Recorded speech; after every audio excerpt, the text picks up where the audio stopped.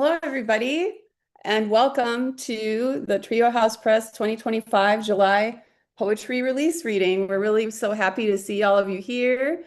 Um, it's amazing to see how many people are here supporting our authors, and we have previous Trio House Press authors here. We have all your friends and family watching, and of course, people will be able to watch it afterwards. So, what an exciting day for all of us to be here together, celebrating all of your books. Um, I'm, let's see. Sorry, I'm a little nervous. I'm sure you guys are too. I'm Chris Biak. I'm the executive editor of Trio House Press. And my colleague and associate editor, Natasha Kane, is in the chat. She's going to be there to take your questions if you have any questions. And we're going to try to squeeze those in at the end during a Q&A after the reading. Trio House Press has been publishing poetry since 2012, and we are really, really excited about this brand new list of 5 poets that we're releasing. And we invite you also to check out our legacy poets, the ones that came before, on our website afterwards. Without further ado, I think we'll get started in the reading because that's what y'all came to hear. So, because my name starts with B and I usually sympathize with people at the end of the alphabet, we're going to go in reverse alphabetical order. So, I'll introduce each poet and then they'll read and then I'll introduce the next one and so on and so forth. So we will start with Susan Azar Porterfield, and this is her beautiful book right here, Voice Poems. Susan Azar Porterfield is the author of 3 previous books of poetry, In the Garden of Our Spines, Kibbe and Dirt, Root, Silk, which won the Cider Press Review Editor's Prize. Individual poems are a Michigan Quarterly Review, Barrow Street, Painted Bride, Mid-American Review, and Poetry Ireland Review. She is the editor of Zen Poetry, The Art of Lucian Strip, and has written for the Midwest Journal of the Modern Language Association. She has a PhD in literature and an MA in British art from the Courtauld Institute in London. Yay, let's give it up for Susan. Thank you. First of all, I think it's kind of adorable that Chris is a little nervous, but regardless, thank you, Trio House. I love this press, Trio House. It's a wonderful press. I'm going to read this first poem, and to everybody at Trio House, by the way. I'm going to read this first poem called Writing Poems. It's on page 3 of my book. I want to say I detect that a slight in the internet cutting out. So I apologize ahead of time if that happens. But at this point, I don't think I can do anything about it. So it's called Writing Poems. I want to say a few things about this. I sometimes in the middle of the night, as poets do, wake up with lines that I have to write down. I don't wish to wake my husband, so I don't turn on any lights, but I do have a pad of paper, and I find myself writing in the dark. And after a while, I realized that maybe the lines that I'm writing down weren't the poem, but the actual writing in the dark is the poem. And that caused me to write this poem. Also because I'm frequently asked, how do you write? How do you compose? And that's a very difficult question. So this is called Writing Poems. And there's an epigraph. Wherever there will be nothing, read that I love you. Diderot, Letter to Sophie Volant. And this was quoted in Derrida's book, Memoirs of the Blind. Maybe you've idled on a country road at night, you in the car alone, farmers' fields on either side. And because you needed, right then, to be kissed, you flipped off the lights and hit the gas. The road before you, a blank paper sheet, lacking line or lip, as if you were writing in the empty dark without being able to see.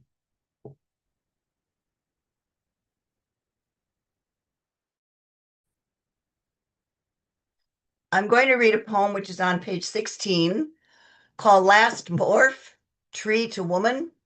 And I operate under the impression that one thing that happens when women get older is they lose the ability to become a symbol. Um, like with Jung, the core, is the desired object. It could be the golden fleece. Or they begin, so they're not morphing anymore. So this is Last Morph, Tree to Woman, and it's Daphne, an older Daphne, who is, her last morph is becoming female again. Like the tree is going, okay, we're done.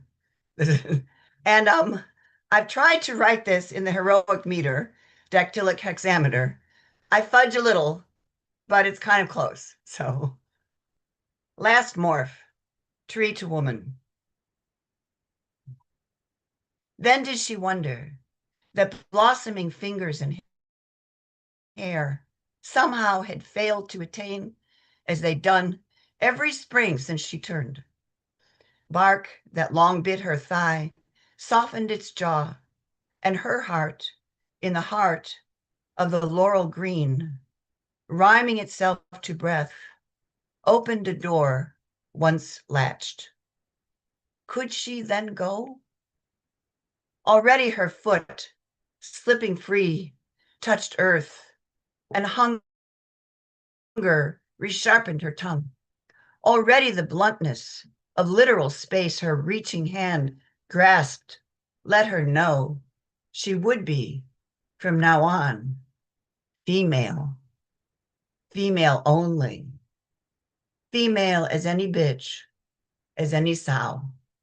By the way, I'm not necessarily saying it's bad that women can no longer be a symbol, but there it is. And then I'm going to read a poem on page 70, which is called Andromeda Galaxy in Ultraviolet. And, what can I say? This is a poem. Andromeda Galaxy in Ultraviolet. Come on. The language. Really? You have to love that title. And that was the title in a New York Times piece. I'm like, oh, okay. So this is a poem about the language. The word package arrived when I was 6. The squeegee sound of the last syllable, like 3 Tootsie Rolls in the mouth, as if something brown boxed unknown, beyond the white kitchen and cereal and milk of our flat, had landed from outer space. A mysteriousness just for me. Likewise, when I read Andromeda Galaxy in Ultraviolet, headlining an image of the heathery, lavendery, tanzanite swirl full of hot, young, massive stars, I had to get up and walk around. I had to swear, holy hell. Not for the photo, let's be clear, but for the naked, dreamt of Andromeda, her name unchained from the rocks, her name escaping into mist, into fire, for galaxy, as unthinkable, vast as the tiniest negative number funneling from 0 down. And of ultraviolet, what can be said?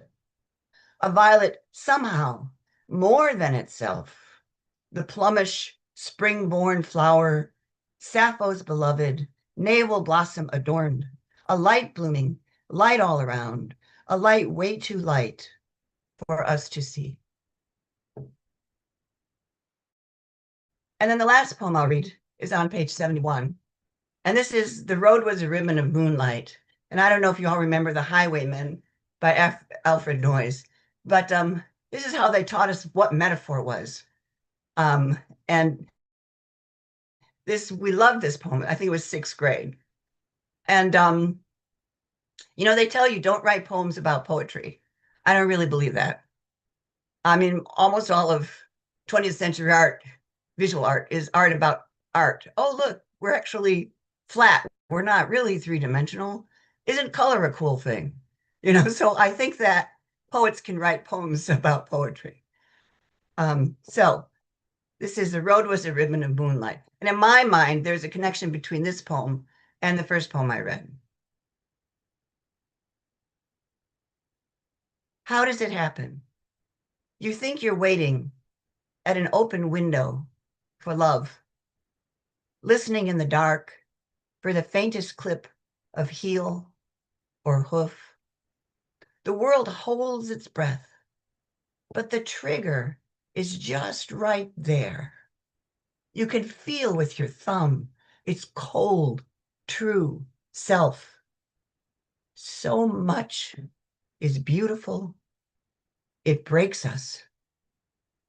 All poetry is about death, I tell my students. And they at first demur, not wanting to let that into their lives. But the moon is a ghostly galleon, they cry. Oh, I know. I know. So thank you.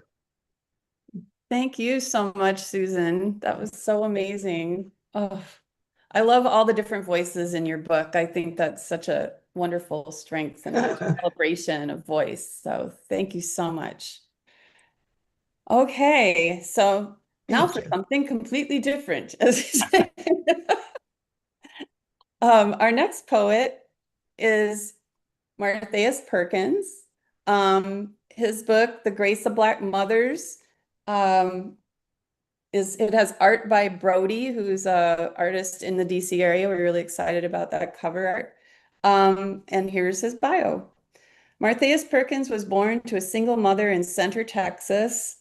After a childhood in and out of homes in Houston, he graduated from Stephen F. Austin State University as a first-generation student.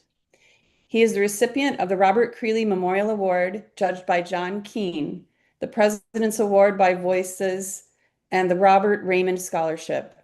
He co-edits Brawl Lit and teaches literature at George Mason University. The name Martheaus is a collection of each woman who helped raise him. Mar for his grandmother's nickname, Thea for his mother's name, and Us for his big aunties. Let's give it up for Martheaus. Yay! Hello. Thank you for that introduction, Chris. I have so many people to thank. Thanks to Trio House Press. Thanks to my like brothers and sisters who are in the press that are publishing this year. Natasha, Ali, thanks for bearing with me with the editing process. Thanks to all my friends and family, and I'm going to dedicate this reading to my mothers, Nini, who's my grandmother, who's no longer with us, and my mother, who is still with us. So I don't know about y'all, but I'm a Southerner. I'm actually reading from Center, Texas here with my big auntie in the room. And we have we have colorful language. I think that's a nice way to put it. We're a family that, they talk about Southern hospitality, but if we want to cuss you out, then that goes out the window. So this first poem is about my love of language, even the bad words. It's called Southern Hymns, and it's on page 74. Southern Hymns. Before this nostalgia expires, I want to talk about sunset cicada songs, peeling paint off our tin trailer, and all those curses, badasses they were. My personal favorite threat was, watch your mouth or I'll slap the taste out of it. Spoken under a warm pink afternoon, and who could forget that wonderful ditty, Your Ass is Grass, harmonizing with reclined chair creaks and orange cap gun pops. It's all so romantic, so sentimental. Sniffing dry pine, chasing mint green lizards. I brought you into this world, I can take you out. San Augustine grass between brown toes. Fresh cans of whoop ass served with cornbread and greens. Mmm, home. Take me back, where brutal tongues fan away brow sweat on those balmy southern days, where we dipped our love in violence and passed it down like hymns. Thank you. So most of the poems in this book, a majority of them were written between the ages of 18 and 20, when I was 18 and 20. And so a lot of the poems are reckoning with growing up. My mother had me when she was 19. And so there's the book is kind of charting my way of thinking and kind of going back and looking at my childhood. This next poem is on page 46. It's called Girl. And I'm reading this because Natasha, my editor, says that she likes this poem. So I was trying to decide what to read. Girl. My mother was as old as I am now when she had me, 19. Young enough to be called girl in a supermarket by gray-headed women who wore brooches and black stockings.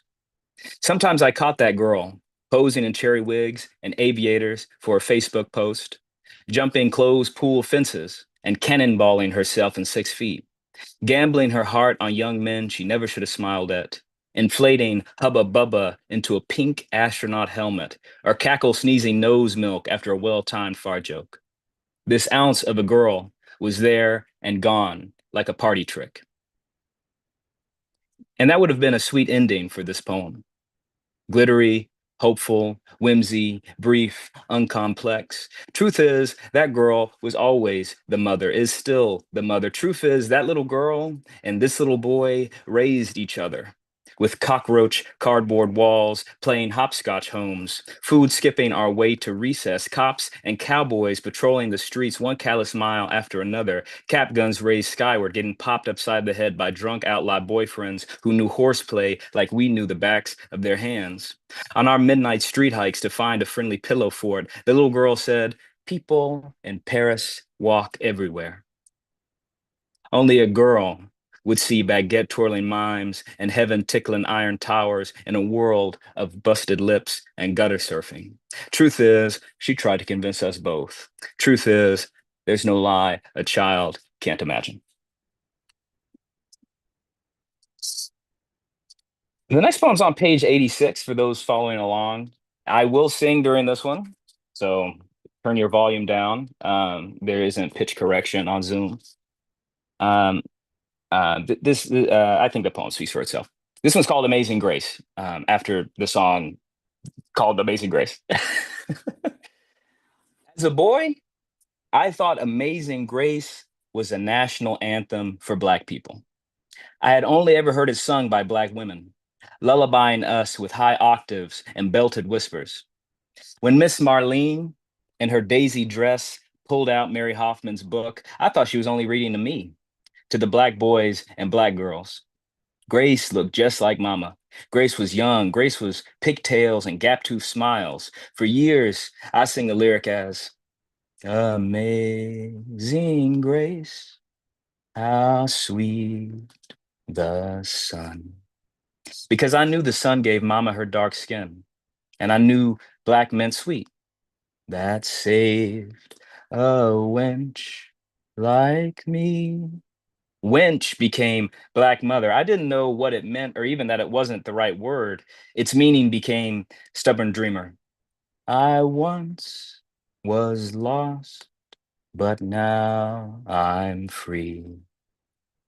Grace must be the kindergarten mat, my square with the daisy bright star and Miss Marlene correcting my lyrics with damp eyes.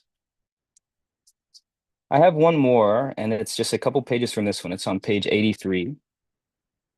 So I said that I like Trio House Press, but the reason that I think they're really doing great work is because if you look at this poem, that was difficult to do, right? Like our interior designer. I mean, this was something else. This poem to me is the most important in the book, and it'll be the last poem I read.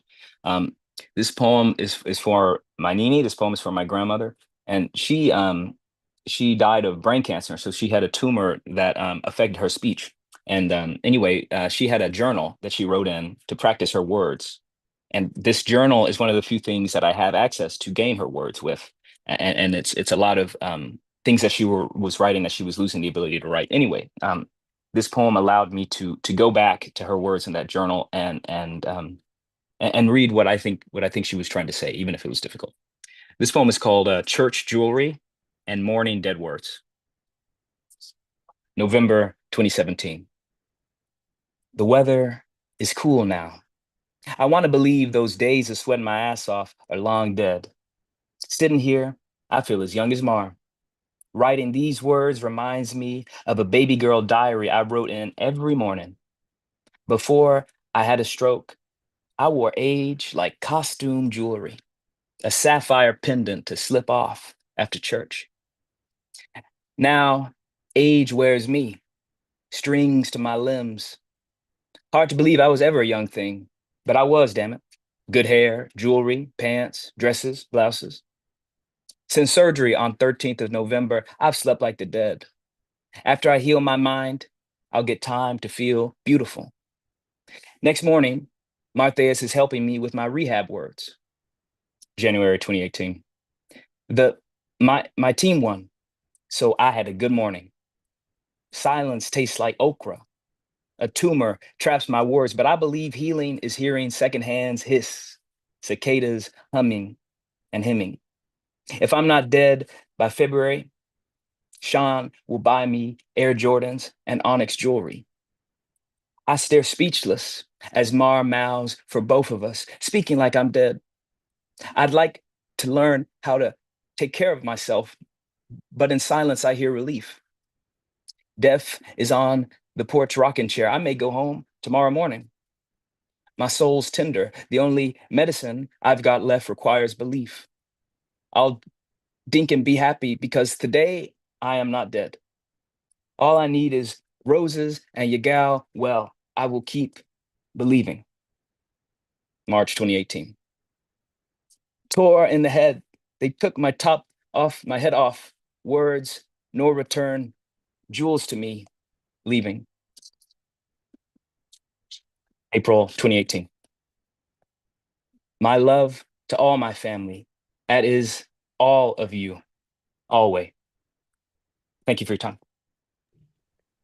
Oh, thank you so much, Martheaus. Just amazing work. I just love it. And yes, kudos to Natasha for all of the interior design work and to all of our editors and book designers that work on these. We really love. We did some hard things this time, and it was really worth it, I think. So thank you for that. Our next reader is Kalehua Kim. Her book, Mele, is the brightest color of all. And I just adore it. Kalehua Kim is a poet living in the Pacific Northwest.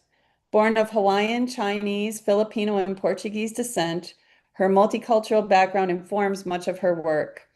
A 2023 winner of the James Welch Prize for Indigenous Poets, her poems have appeared in Poetry Northwest, Denver Quarterly, Calyx, and Wiwi, a native Hawaiian journal. And I'm sorry if I didn't say that right. So let's give it up for Kale. Yay. Kako. Thank you so much, Chris. I'm just so thrilled to be here. I've had all of your books, and to read them is a true gift, but to be able to hear the voices, it just adds so much more dimension. So thank you for organizing this reading. Tonight, I'm going to share poems that incorporate Olelo Hawaii and Pidgin, or Hawaiian Creole English. I hope you enjoy them. The first poem is called Gos Uhane, and you can find it on page 20 of my book. All ghosts are my mother. All Uhane are my mother. Neither angry nor sad, hair curled and lipstick bright. Not witches, but ghosts. A ole na ho'okala kupua, a ka na uhane, leaving slippers by the door. Welcome guests who kiss my cheek. Not all ghosts will mother. Not all uhane will mother. Others may sing, but not with her voice. They come to me not as mothers, but as stories. A ole la kowi hele mayau ma ke anohe makohine, a ka he mo'olelo. They are a shifted, tumbled type that I ache to press into my skin. But that isn't all. Some ghosts are birds. Some ghosts are manu kama'aina, neither plumed nor beaked, feet as sharp as barbed wire. Not angels, but birds. Aole na anela, aka na manu. They run toward the sky, knowing there is no heaven. The next poem I'll read is called When I Am Homesick. You can find it on page 30. When I am homesick, he brings me mangoes, lines them up on the counter, waits while I pick. The last one has an asymmetrical hump I find appealing. Deep blush of orange on its face, heft right in my hand.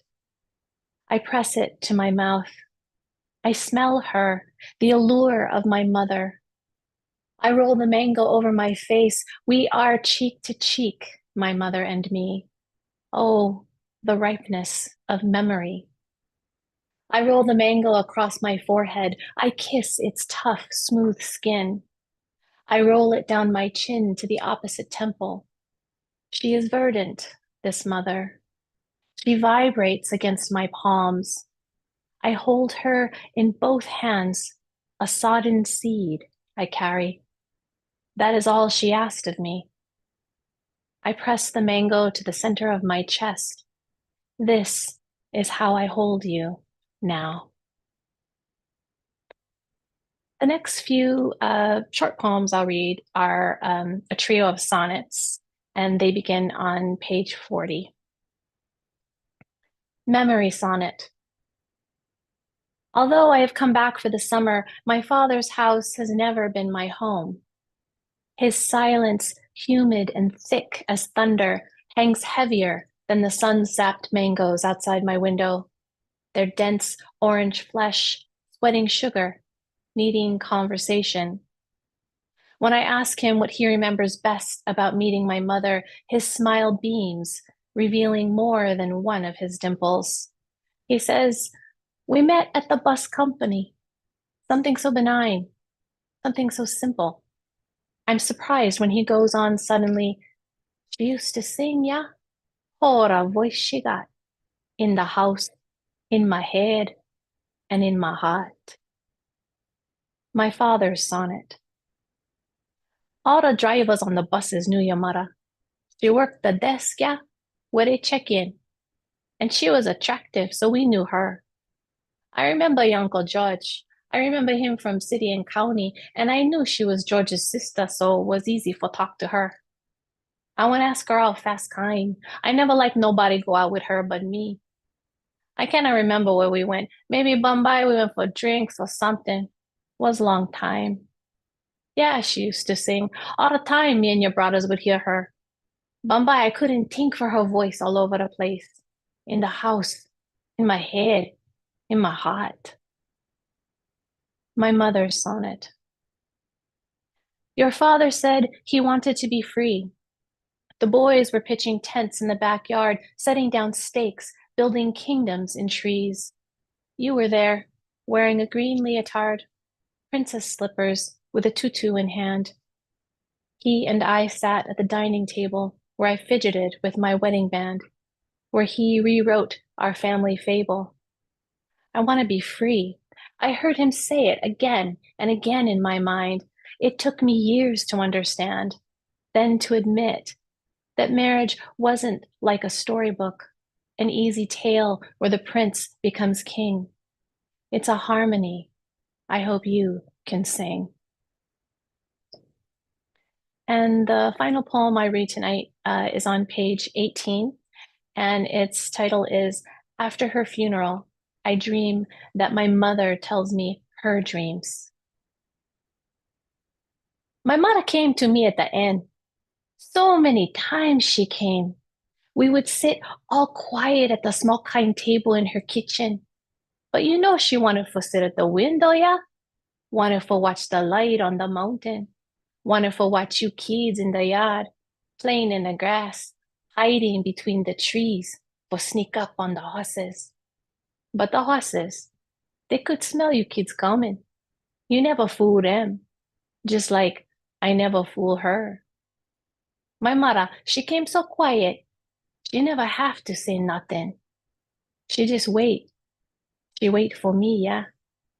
And I gonna wait the same kind. I gonna be like the horses. I gonna wait for you. Thank you. Oh, thank you, Kale. It just to hear your voice do these poems. I mean, I've always just loved them, but it's like you said, hearing people read, you really get that feeling behind them. So thank you so much for that. Really appreciate it. Okay, our next reader is Anthony Borruso. Um, this striking cover is Splice. Um, and here's his bio. Anthony Borruso is a 2023 Best New Poet and was selected as a finalist for the Beloit Poetry Journal's Adrian Rich Award by Natasha Trethewey. His poems have been published or are forthcoming in Denver Quarterly, Action, Spectacle, Pleiades, the Cincinnati Review, the Journal, Gulf Coast, Colorado Review, and elsewhere. Splice, his debut full-length poetry collection, was a finalist for the Hollis Summer Poetry Prize and a semifinalist for the St. Lawrence Book Award and Minds on Fire Open Book Prize. He holds a PhD in creative writing from Florida State University, where he served as poetry editor for the Southeast Review. Anthony lives in Tampa, Florida, and is currently a visiting assistant professor of instruction at the University of South Florida. Anthony's book also was the winner of the 2024 Louise Bogan Award, selected by Oliver de la Paz. Let's give Anthony a hand. Yay! Thank you for that introduction, Chris. And thank you, everyone in the audience. Thank you, the other authors, for being here tonight. And congratulations. It's so exciting to bring our books out into the world. Before Martheaus was talking about like our covers and like how just like how well they kind of go together, how beautiful they are. And I definitely second that. It's a cool group of writers that we have here. So yeah, I'm just going to read, I think, only 2 or 3 poems. I apologize maybe if this is political, but before I read my first poem, I want to talk a little bit about the NYC mayor race. Just because I'm from Staten Island originally. Right now I live in Tampa. But I was really invested in that race. I thought it was, you had this upstart Zoran Mamdani person that came in, and he was very exciting. But I wanted to talk about, too, what I think is the biggest factor in Cuomo's loss, and that is this occurrence called Sandwichgate. So I don't know if you guys heard of this before, but there was this thing that happened where they were interviewing all of the candidates and asking them what their favorite New York breakfast sandwiches were. And most of them were totally respectable orders. You had like the sausage, egg, and cheese. You had the lox and cream cheese. You had maybe like a McMuffin. But then Cuomo dropped in with this ungodly order. It was like horrendous, where he said that his favorite breakfast sandwich was a bacon, cheese, and egg on an English muffin. And that phrase just kind of hurt me in the soul for a couple of reasons. First of all, because the order is wrong, right? It's bacon, egg, and cheese. Any self-respecting New Yorker knows it's that order, right? And you don't even necessarily have any space between the ingredients. It's one cohesive unit. And on top of that, he put it on an English muffin, basically the bread of our colonial handlers. So I'm not supportive of that at all. And the reason I bring all this up is because this first poem that I'm going to read has a bacon, egg, and cheese in it. It's correctly written. It's in one word. And this is a poem that is, fittingly, it's about being a New Yorker and specifically being from Staten Island. Like Pete Davidson, that's the borough I come from. And I noticed that there were a lot of like similarities between me and Pete Davidson. His father was a fireman. My father is a retired police officer. They both were 9/11 first responders. His mom played basketball for the College of Staten Island, and my mom played on her team. She was teammates with Amy Davidson. So me and Pete were in strollers in the stands watching her games. Anyway, so that the bacon, egg, and cheese is going to come into this poem. But it's also a poem that's just about kind of being a Staten Islander and how Staten Islander is seen as kind of like an outcast borough. A lot of people call it the forgotten borough. So that's kind of what I'm trying to embody here. And this poem is called Semi-Autobiography as SNL cast member. I realize it's kind of outdated now that Pete Davidson is no longer on SNL. But you guys can just forget that as I'm reading. And it's on page 28 in my book if you'd like to follow along. Now black bags sag well below my eyes. I'm smiling, sad, and can't stop loosing my sadness into stern winds and laughing faces. I spin down the oil slick lane, a bowling ball in cahoots with the pins. Did I mention I'm Pete Davidson, or he is me? Shaolin pilgrim at the deli buying Gatorade, bacon, egg, and cheese. I look diseased, shoplifted, kingly in my Yankee fitted throne. Not quite Brando's Kowalski, but honing an anemic attraction, exuding BDE. I've been fished from a sea of mob wives, Newports, GEDs, people regal as me, a mama's boy with friends who used to sling water balloon condoms at city buses, light cigarettes behind the handball court like existential flares. And I'll never be Colin Jost or Jerry Seinfeld. I swear, and my arms look too scrawny in cardigans. My teeth chomp at the laugh track. My voice lacks that polished observational timbre, that raised pitch at the punchline, because I'm concerned with what's inside that gap between crowd and stage. My jokes, as serious as flaunting Kim K up and down this deadbeat borough, buying her milk duds at the atrium, ferrying her uptown for heavy petting, pesto burrata, Wu-Tang blasted through monstrous speakers as the pad fills with other somber souls, and I hover above myself, thinking about our fathers, how they were ushered from least to best known borough, how they were fed so soberly into the Moloch's mouth. So that's my Pete Davidson poem there. And the second and last poem that I'm going to read is more of a love poem. So this one is on page 75. It's called When You Come Around, Everything Else Disappears. And I actually lifted this title. It's stolen from a Of Montreal song that I like a lot. They're kind of a cool band if you haven't heard them before. But this is a poem that thinks a lot about, just kind of love and also the disorientation of love, how it kind of pulls you out of time or really like warps your sense of time.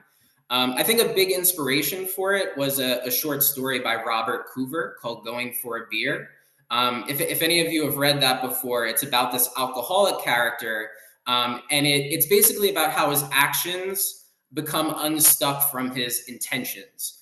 So he thinks about having a beer, and as he thinks about having a beer, he's already had 6 beers. And the whole story is like that. It just keeps continuing, and he gets in a worse and worse situation. But my poem is, I think, more of a positive spin on that, and a poem about how love can have that same temporal effect. So when you come around, everything else disappears. My eyes, of course, but also the sweet and sour sauce and the rest of the appetizer, eaten out of sheer fright. Wax pooling round the wick. I doubt you've your fill of calamari as the waiter grabs his tip and tosses the doggy bag on my lap. Are my glasses on my hat?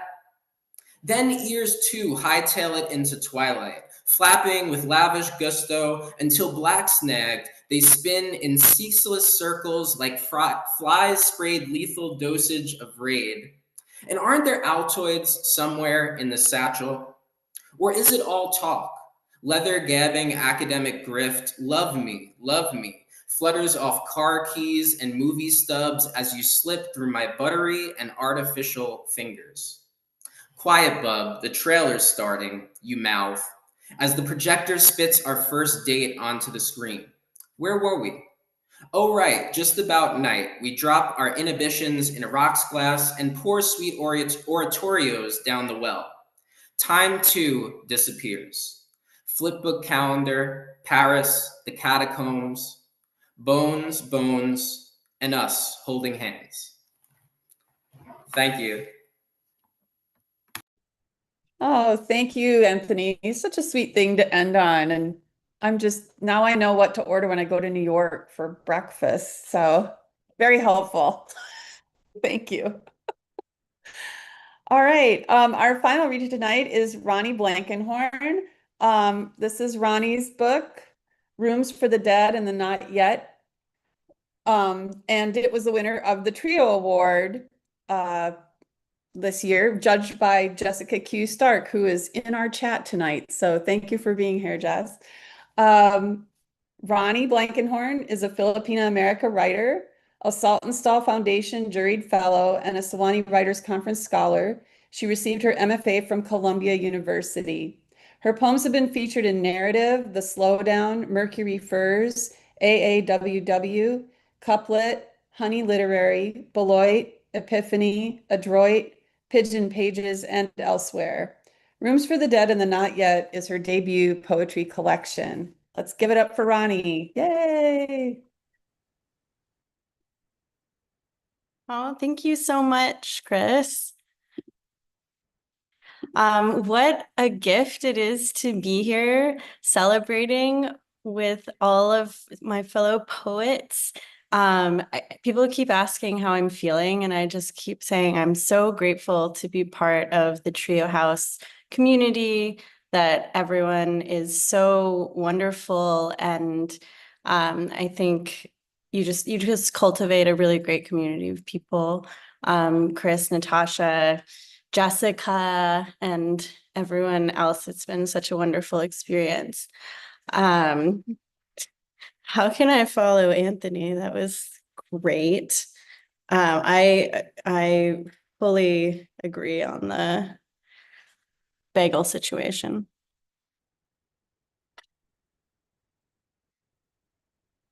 Pets. I love like a dog who has an eager nose and is dumb. I listen to sad songs and pop ballads. When I open my eyes, I notice the quality of light, how it cuts through the glass, hits the floor, then my crumpled blanket. The light's audacity fills me with ruin. This morning, a cluster of flowers peels open, pink and star-like, dripping with nectar, and I shove my face right into them. I have not yet come to understand my ghosts as dead. I feel them around me like a cloak, protecting me, weighing me down. When I run along the river, my ghosts fly alongside me like gulls. You're ruining your knees, they call. Shut up, ghosts, I call back very seriously, as real birds dive for the silvery fish that somehow manage to live on the Hudson.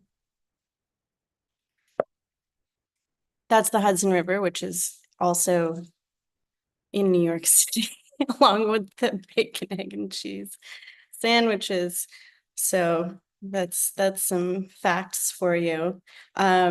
Natasha requested this next poem.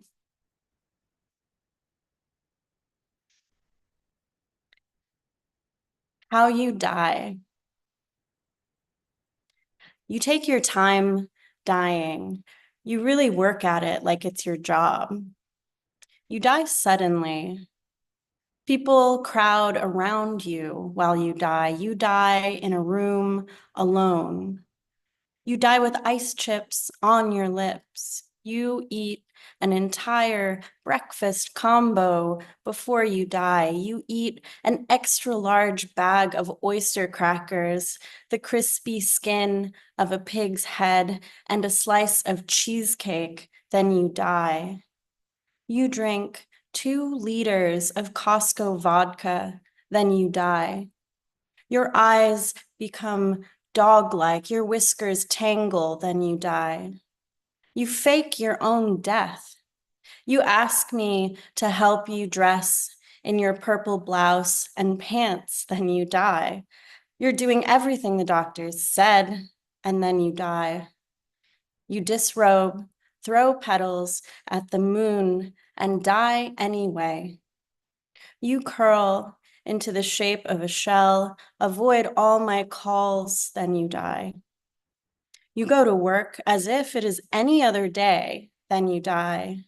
You lie to everyone, you great big bullshitter, then you die. You die with the TV on. You die with the dog beneath your bed.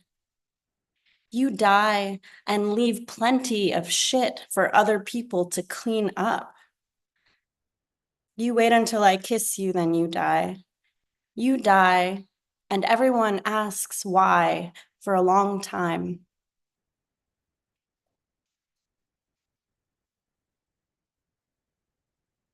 So I feel like, I don't know if it's just our cohort of poets, but we're pretty haunted, I think. I also love how Anthony's cover and my cover, they're like siblings. I really love it so much. And we're doing our co-launch together in New York City next week. Very excited about that. I've been telling people lately that grief is a form of love, and love is the reason for everything. This is like what I'm telling people, and I'm sticking to it. So while this book is very much about haunting and people who have passed, it's really more about love for me. Ghost. After mom dies, I start to become her. I cook and clean.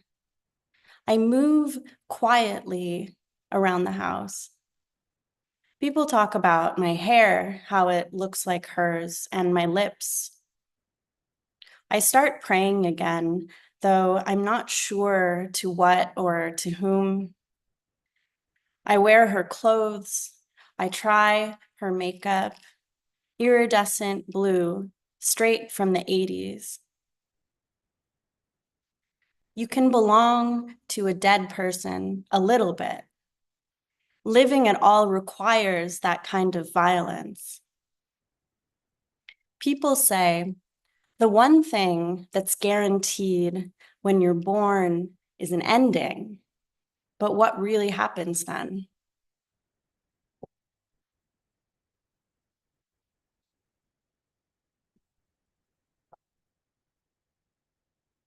Yes, I do believe we carry our loved ones with us, whether they're living or dead. I think they're part of us. My last poem is about friendship and love and loss, and I end a lot of readings with this. And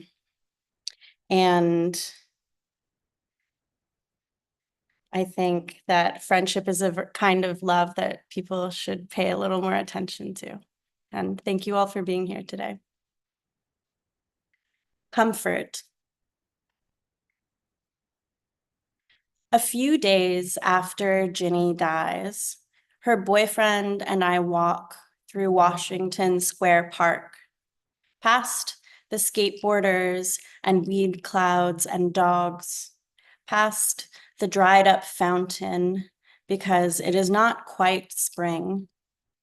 And as we approach the big white archway, he reaches for my hand with an intimacy that feels natural, like any two people in this moment could only be doing exactly this.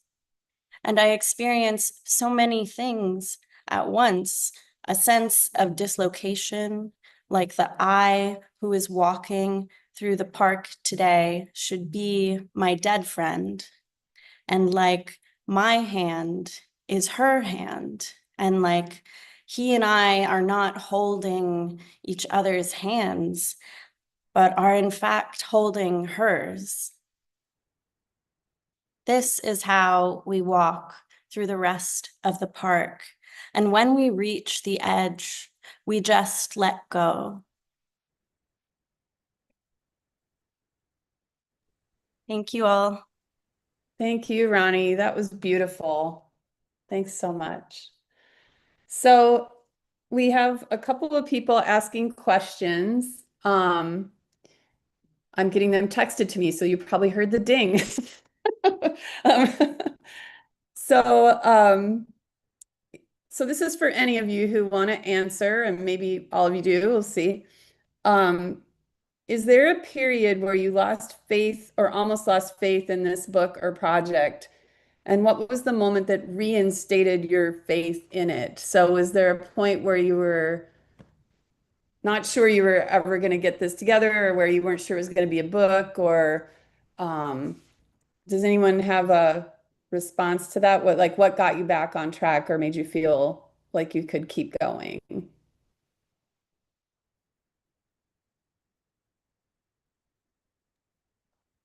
I actually, I had a really terrific teacher, Deborah Woodard at Hugo House, and she knew I was working on this manuscript, and she would just email me randomly and say like, what's ever going on with this book?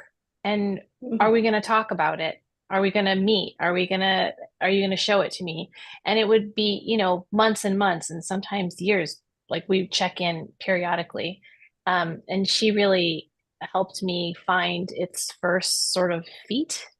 Of course, it's a very, very different book now than when I first started putting it together, but it was like an accountability buddy, like someone who actually believed that this could be something more than what it was and encouraged me to keep looking at it and to keep shifting it into something that I really believed in. Awesome. So yeah, so keep encouraging your fellow writers and just checking in with them. I think that's a great idea for sure. I have a little answer to the question. Um, can we hear me? I'm not. Oh, Yes. okay. So I like I said, I wrote these poems when I was very young. In fact, some of the poems they're the first I've ever written, and so I kept. I lose faith so often. Every month, I would learn something, or I mean, I would learn something about poetry. Or I would find a new poet. I would go, oh gosh, that's old news. I can't. I don't want to write like that anymore, or I wouldn't stand by that. And then eventually, it got to the point where the book was assembled in such a way that if I started today, it would look completely different. It would be completely from the ground up different.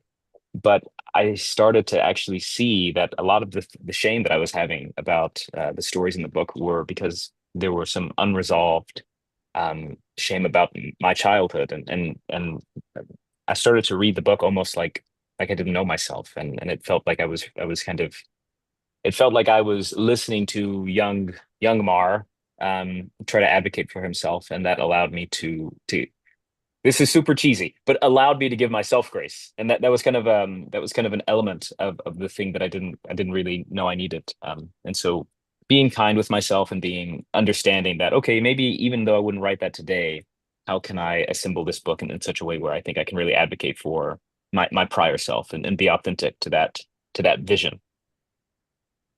Great. Yeah, I think that's a great point. You know, I always feel like poems, most of us would keep revising our poems and our manuscripts forever, except for the fact that they need to get published at some point. We have a deadline, right? But I think that's a great example of giving yourself that grace. I think it's so important. Yeah. Yeah. I just want to Susan? say, well, my book is called Voice, and for a long time, I'm not a prolific writer. For a long time, I thought, well, I just thought that manuscripts had to have a certain kind of consistency to them. And I would write poems and then there were some persona poems. And what I realized was that they work. I never really believed that you had, how like when you're a young writer, and I would say this to my students, you'll find your voice as if it's like one thing. But I really believe that poets have more than one voice, and that's okay. And so I kind of gave myself permission to put them all the snarky poet, the very lyrical poet, persona poems in one book. And after I figured out that I could do that, I think that I was like, I see a way forward here. So Plus, the concept of voice is extremely interesting. So, Well, and I was noticing that too as everybody's reading, you all are almost, I think all of you do poems in other people's voices at some point in the collection. Um and Susan, you definitely, that was a very much a theme of yours, and I love that idea for many reasons because it celebrates the idea that we do have multiple voices, right? We yes. we do we do write in multiple voices. So uh, I guess that is one thing all the collections have in common. And what was it that you said poetry was always about? Was it death when in the beginning? Oh, yes. Yeah. Well, I believe this, and I would tell my students that, and they would always be like, no. I would be like, think about it. And eventually they would go, huh, maybe so. Well, yeah, and I think one thing too that I think I see across all of them is uh, remembering, like characterizing people and remembering people, the beauty of these people, as the best way to remember them. And I see that as a theme in your books and in others that we've published. So, I think that it's something that we appreciate a lot that you do. Um, so the other thing I guess I was going to ask is, let's see, we have ghosts a lot in these poems, right? And these kind of artifacts. A lot of you write off of artifacts, like things that people have left behind, uh, or maybe poems you remember from childhood, or in Anthony's case, Steve Buscemi. I mean, people, things that you remember watching on TV. Is that, I guess I'm interested in hearing from some of you, like, is that something you use a lot for inspiration? Is like you start with a physical object or something that you see and then you riff on it? Like, is this a way that you get started?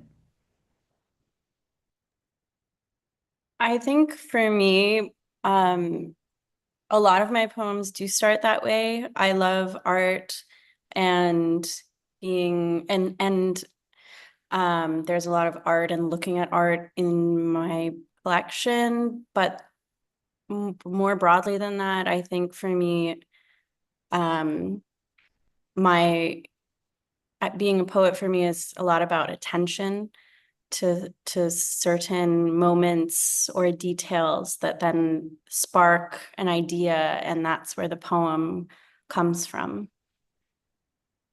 Yeah. I think for me, I wanted to be a film director before I wanted to be a poet. And so the poem was a way for me to like make a little mini movie without having to have a cast, without having to have resources. I could just sit down at my desk and I could create the thing that I wanted to see.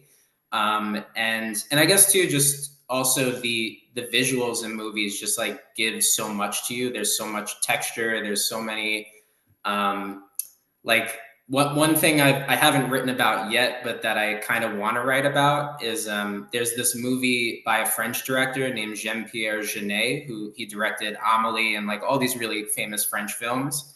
One of his movies is called Delicatessen, and there's this really great scene where like there's this symphony of household noises that come together with like a squeaking bed, someone tapping their hand on a desk, a couple's making love in one of the rooms, and like they all managed to come together in this like uh, basically an orchestra of like daily sounds. And I feel like movies offer so much of that, where like there's a scene, there's an image that allows you to riff off of it, or figure out your own take, or like how you would direct it if you were going to be writing it. Great. I love that idea. And actually Martheaus also has some poems in the form of screenplays in his book. So there's some crossover with that as well. Yeah. Is as that how soon you as thought of it, Martheaus? I was going to say, I'm reading Anthony's collection and hearing him give that answer. I just think we would be good friends, if I your question was about starting with objects, and I think what's so great about that is in a way we're all looking for like passion with our poems, something to keep us at the page. And so typically the passion is maybe a question or discovery or something like that. But with objects, they bring with them their own history of passion. And so it's a nice way to kind of enter things. Like for instance, for me, speaking of films, not as not this isn't the same kind of level of pull, but for me, the film was the Karate Kid with Jaden Smith, right? The worst Karate Kid. So this object, this movie had held so much history with me, and I remember. Oh, so I need to write a poem tonight. So I'm scrolling and I see the poem, or rather, I see the movie, and just to be allowed to use it kind of to channel all these different passions and try to get all the different language that the object can bring out of us and seeing, okay, what is the object meant for others? I mean, it's really, if you're kind of struggling to write, I really do recommend, looking around for objects. Yeah, awesome. So we are we just hit 8 o'clock here in the Midwest. It's the top of the hour wherever you are as well. So I think we'll do one more question. And it was about the journey. It was directed at Rhoni, but I think all of you can chime in as well. How did the journey of writing this book shape its final form? In other words, like, did you start out with a different vision of what it was going to be, and it ended up being something else, or did you find that the journey created it, or did you find that you had come to the end of the journey you expected, I guess would be my interpretation of that question. Yeah, I think that I've been thinking about this question because I saw it in the chat. I had a really hard time ordering my poems. I had a lot of poems. I'm so sorry, Natasha. There were so many poems. And figuring out the final order was really, really a journey. And I think one thing that allowed a way in was realizing that I could use my friend Ginny Benson's artwork in the book, which Chris and Natasha allowed me to do. So there are images that function as kind of portals into and out of the main body of the poems. And in doing that, I realized I could center the book, at least not around her, but use our friendship and the grief of her as a kind of thread, which to me felt more true than a linear timeline, because my experience of these losses doesn't feel linear. So trying to do that didn't feel right. And then the second thing that I'll say is that the book started to come together when I trusted the poems themselves and tried to look at each individual poem and ask myself and the poem what needed to come before and after it in order for it to shine as best as possible. And that helped me find a more natural feeling order for how the book would go. Awesome. Yeah, I think ordering a collection is one of the hardest things a lot of times for people. I don't know, maybe the rest of you didn't find that to be the hard part, but I love that idea of not thinking about it in a linear way and having that be the doorway, to doing it. That's awesome. Does anybody else want to talk about their process and how it shaped the final product? I could. Sure.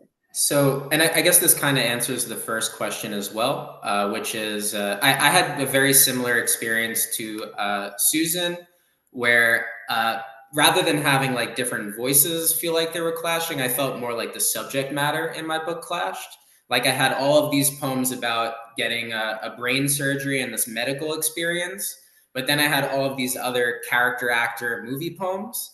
And so the main problem for me was trying to mesh those together and figure out like how can I get all of these to coexist within the same collection and to, you know, have themes that kind of run through it.